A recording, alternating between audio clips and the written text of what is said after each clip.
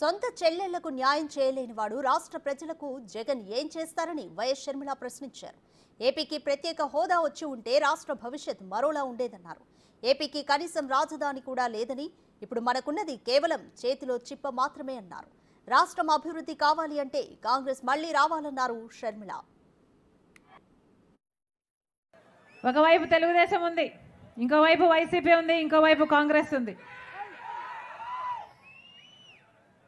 జగన్మోహన్ రెడ్డి గారు మొన్న బుట్ట రేణుకమ్మను పక్కన పెట్టుకొని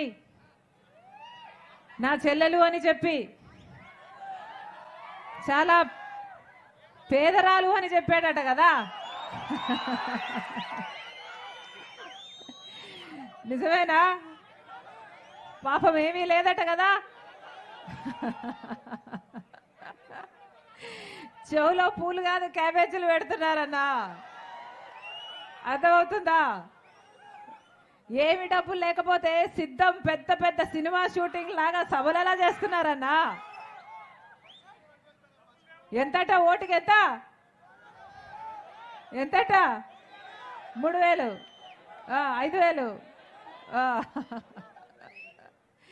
అన్నా. ఎవరు డబ్బులు ఇచ్చినా తీసుకోండి,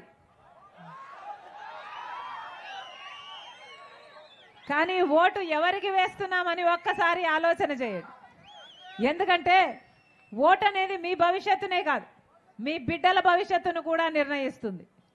ఓటు అనేది మీ చేతుల్లో ఉన్న ఆయుధం. 5 సంవత్సరాలకు ఒక్కసారి మాత్రమే వచ్చే ఆయుధం. తప్పుడోళ్ళకేస్తే చరిత్ర క్షమించదు. ఒక్కసారి ఆలోచన చేసి, మీ మనస్సాక్షిని అడిగి, మీ ఆలోచన చేసి మంచి వాళ్ళకు ఓట్లేయండి.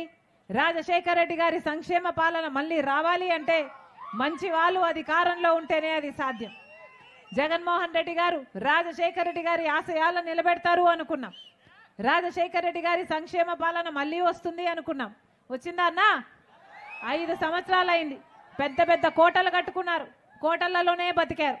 5 సంవత్సరాలు ప్రజల దగ్గరికి ఎప్పుడూ రాలేదు. రాజశేఖర రెడ్డి గారి సంక్షేమ పాలనలో ప్రజా దర్బారు ఉండేది, గుర్తుందా? ప్రజలు ఎవరైనా సరే వేల మంది రోజుకి కలిసేవారు రాజశేఖర రెడ్డి గారు. జగన్మోహన్ రెడ్డి గారి పాలనలో అయితే కనీసం మంత్రులకు ఎమ్మెల్యేలకు కూడా అపాయింట్మెంట్ లేదట.